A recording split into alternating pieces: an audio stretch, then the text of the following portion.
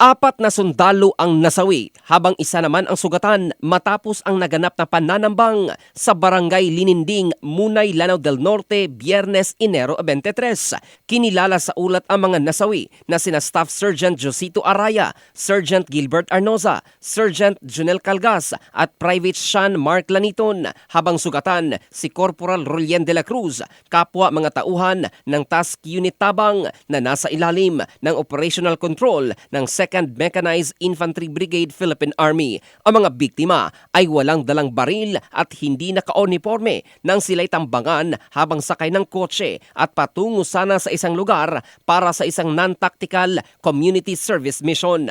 Ayon kay Lieutenant General Donald Gumiran, Commander ng Western Mindanao Command Philippine Army, hindi sangkot sa combat operations kundi kabilang ang mga biktima sa Civil Military Operations Unit na nagsasagawa ng non-tactical community service mission at peace building sa mga liblib na lugar. Itinuturo naman ng mga lokal na opisyal at maranaw leaders na mga natitirang miyembro ng nabuwag na Dawla Islamiyya ang nasa likod ng ambush na mabilis tumakas matapos ang insidente. Patuloy ang joint investigation ng Philippine Army at PNP upang makilala at mapanagot ang mga salarin.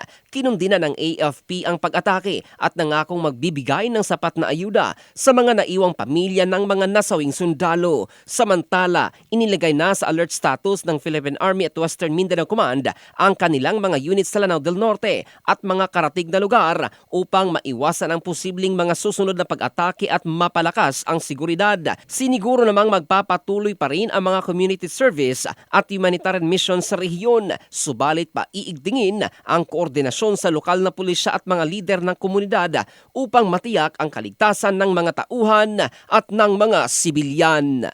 In the heart of changing lives, ito si Jofel Candado ng Brigada News Philippines, the Music and News Authority.